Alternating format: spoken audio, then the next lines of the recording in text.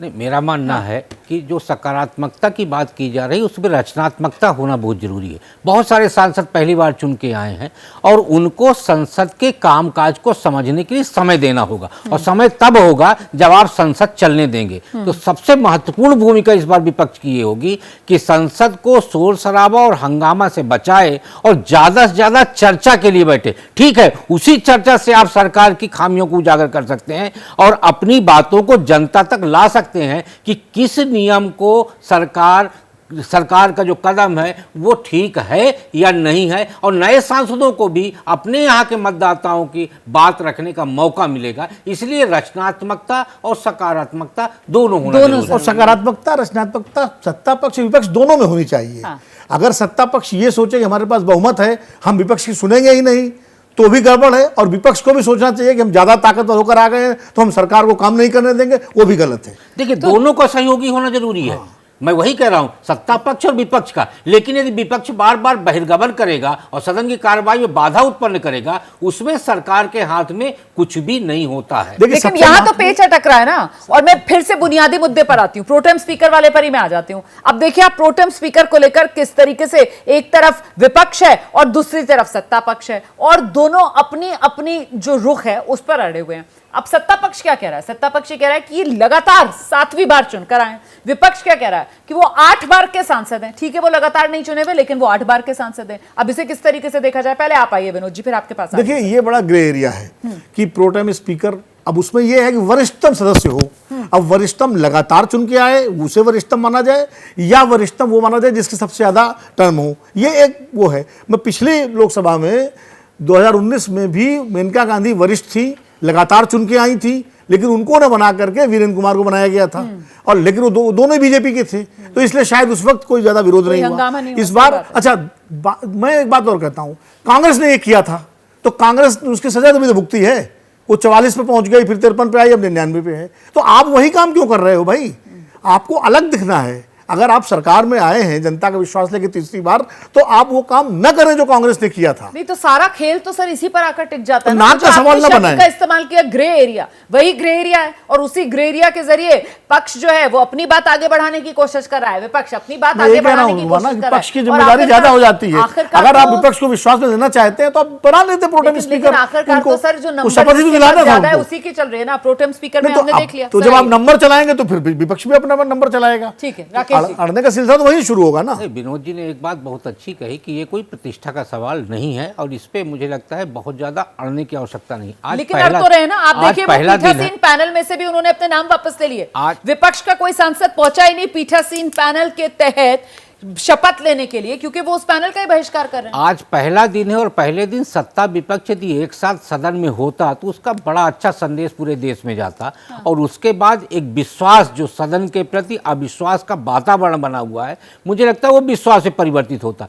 Pro tem speaker को लेकर जिस तरीके से विरोधी कदम उठाए गए, वो लोकतांत्रिक व्यवस्था यानी संसदीय व्यवस्था और परंपरा के लिए मैं उचित नहीं मानता। ये जबरदस्ती विपक्ष यहाँ पर अपना रुतबा दिखाने की कोशिश में था, क्योंकि प्रोटेम स्पीकर कोई ऐसा मुद्दा नहीं था। नहीं, तो खाली विपक्ष को दोष क्यों दे रही है? सरकार भी उदारता दिखा सकती थी कि ठीक है भाई, अब हम इनको बना देते हैं, ये कर देते हैं। उसमें करना तो वही है। प्रोटेम स्पीकर का कोई रोल ही नहीं होता है सिवाय शपथ दिलाना और स्पीकर का चुनाव कराना। और स्पीकर के चुनाव में नंबर एनडीए के साथ हैं, बीजेपी के साथ हैं, उसमें कोई झंझट नहीं था। लेकिन सर हम फिर वहीं पर आ गए, ये नहीं तो ये उदारता दिखा देते। पर अगर ऐसे ही होता रहेगा, किससे की जाती है? बड़े भाई से की जाती है उदारता हमेशा, जो बड़ा होता है।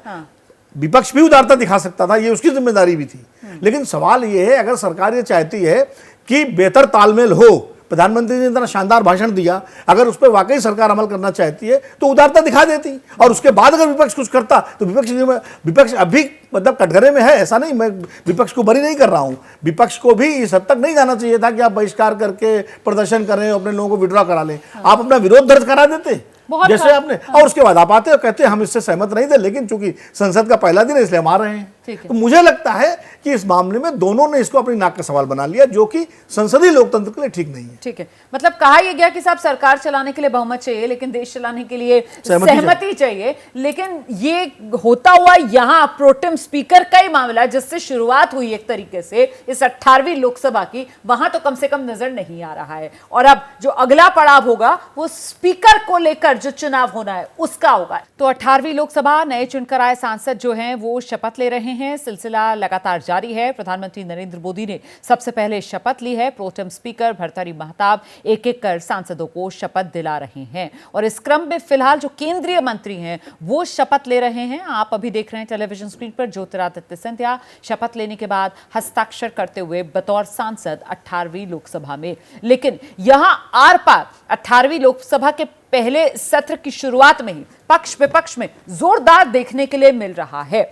और ये बात जो है अभी प्रोटेम स्पीकर सत्ता पक्ष से क्यों, विपक्ष से क्यों नहीं, भर्तृहरि महताब क्यों, के सुरेश क्यों नहीं, ये कहते हुए सवाल जो विपक्ष की तरफ से खड़ा किए गए, जिसके बाद जो पीठासीन पैनल था उसमें जो विपक्षी सांसदों के नाम थे इंडिया गठबंधन वाले, उन सबने अपने नाम वापस ले लिए। इसीलिए माना यह जा रहा है कि ये तकरार राकेश शुक्ला जी प्रोटेम स्पीकर से तो शुरू हुई है और अभी तो आने वाले समय में जो स्पीकर है उसका चयन होना है, तो वहां पर यह मामला और गरमाएगा।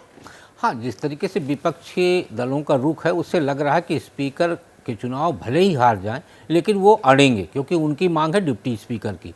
और परंपरा है, कोई नियम नहीं है, परंपरा के हिसाब से सत्ता पक्ष का स्पीकर होता है और डिप्टी स्पीकर होता है आपके विपक्ष की तरफ से, जो अभी तक परंपरागत तरीके से सदन में होता आया। तो आप कह रहे हैं कि परंपरा मोदी सरकार नहीं निभाएगी? तो मुझे लगता है कि सुविधा के हिसाब से ही सदन में सत्ता पक्ष परंपराओं का निर्वहन करता है और जहां उसको सुविधाजनक नहीं लगता वहां वो परंपराओं को किनारे रख देता है। तो कुल मिला के जो डिप्टी स्पीकर को लेकर टसल चल रही है सत्ता पक्ष और विपक्ष में, उसमें अभी बहुत कुछ होना बाकी है। और ये अभी शपथ ग्रहण के बाद अभी स्पीकर का चुनाव होना है, स्पीकर के साथ ही डिप्टी स्पीकर का चुनाव होना है। तो सारा कुछ अभी 26 तारीख तक यानी परसों तक बहुत सारी स्थितियां स्पष्ट स्पीकर वाला मामला बहुत हद तक डिप्टी स्पीकर पर निर्भर करता है। अच्छा, मेरा सवाल आपसे ये है विनोद सर कि 2014 की अगर बात की जाए तो सहयोगी AIADMK को ये डिप्टी स्पीकर पद दे दिया था सरकार ने। 2019 में तो ये डिप्टी स्पीकर पद पहली बार ऐसा हुआ आजाद हिंदुस्तान में कि वो खाली रहा।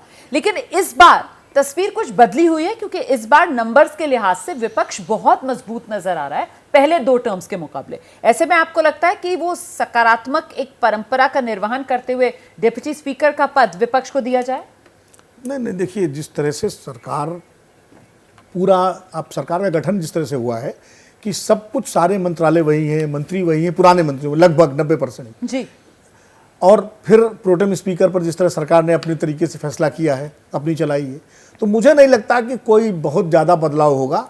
स्पीकर भी भारतीय जनता पार्टी का बनेगा और डिप्टी स्पीकर भी अगर वो किसी को देंगे तो किसी अपने सहयोगी दल को ही देंगे, जो 2014 से 2019 के बीच में उन्होंने वो बने थे, अपने थम्बीदुरई साहब जो बने थे अन्ना DMK के सहयोगी दल के रूप में।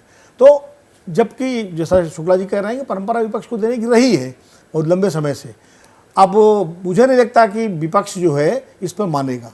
और अभी तक परंपरा ये रही है कि लोकसभा के अध्यक्ष का चुनाव नहीं हुआ है, वो निर्विरोध निर्वाचित हुए हैं जी। और एक बड़े अच्छा संकेत जाता है उससे, क्योंकि उनको दलगत राजनीति से ऊपर माना गया है जी। और ये माना गया है कि सदन के अंदर कार्यवाही के सर्वोच्च अधिकारी जो है अध्यक्ष होते हैं है। और वो दलगत राजनीति से अलग होकर काम करते ठीक हैं। है। तो ऐसे में चुनाव हो जाता है तो चुनाव में फिर जाहिर है फिर वो बहुमत और अल्पमत का मसला आ जाता है और एक तरह से स्पीकर भी पार्टी बन जाते हैं घोषित रूप से, तो बचा जाता है चुनाव बड़ी बात आप कह रहे हैं कि पहली बार ही होगा अगर इस बार चुनाव होगा, क्योंकि आज तक कभी ऐसा हुआ नहीं है कि स्पीकर पद के लिए चुनाव हो। लेकिन यहां पर जिस तरीके की आर पार अभी से देखने के लिए मिल रही है प्रोटेम स्पीकर से ही, तो बहुत मुमकिन ऐसा लग रहा है कि इस बार शायद लोकसभा स्पीकर के लिए भी चुनाव हो जाए।